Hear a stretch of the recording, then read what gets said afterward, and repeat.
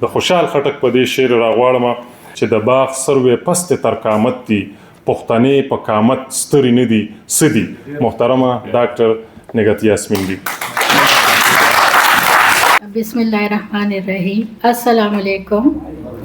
زما خوږو وروڼو او مشرانو کشرانو خویندو، د پښتو ژبې د ادبي دنیا یو فعال غړی او په پښتو ژبه مین او د پښتنو په درد دردېدلی ستر لیډر او لیکوال اجمل خټک صاحب په ژوند، سیاسي هلو ځلو او لیک باندې تر دې ساعته ډیر څه لیکلي شوي او لوستي شوي دي.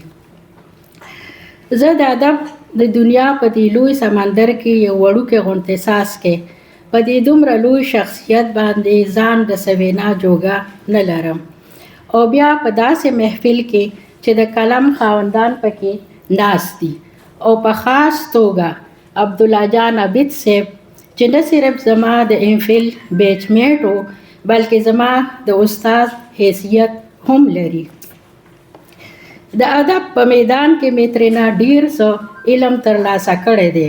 د دې دومره عالمانو فاضلانو په وړاندې په یو قداور شخصیت وینا کولو راته ځان ډیر کمتر غوندې ښکاري.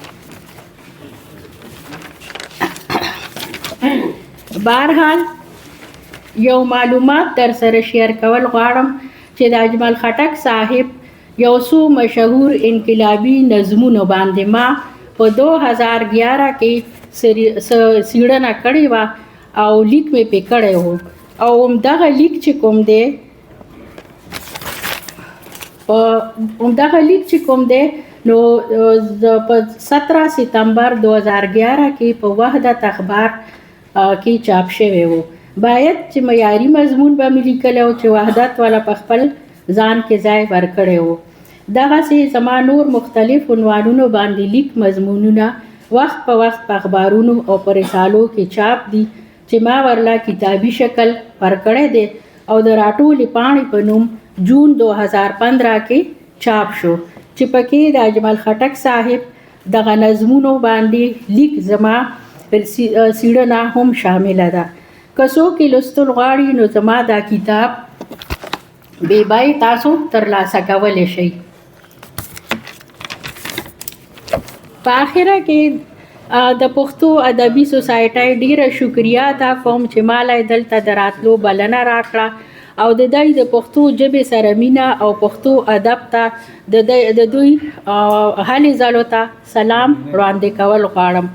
په خاص توګه د سردار یوسفزی صاحب چې کله هم څه داسې غونډې ادبي غونډه جوړه شي نو ما ته دې ضرور بلنه راکوي. دا بیله خبره چې زه پکې په څه ناڅه وجوهاتو د شریکېدو نه پاتې شم، خو دا ځل را باندې سردار یوسفزی صاحب ډېر زورور شو، او ولې به نه زورور کېږي چې زما د زوی په شانتې ما ته خوږ دی.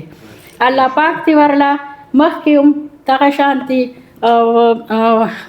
طاقت او همت ورکړي، او د ټولو خوږو ملګرو له چې د پښتو ادب په میدان کې دی خپل هلې ځلې شاملې کړي. الله پاک ته زما دا ټول وروڼه چې کوم د پښتو ادب دپاره، د پښتو لیک دپاره، د پښتو شاعرانو دپاره کومې هلې ځلې کوي، الله پاک تاسو ټولو ته همت او طاقت درکړي. ډېره زیاته مننه محترمه ډاکټر نګهت یاسمین بیبي.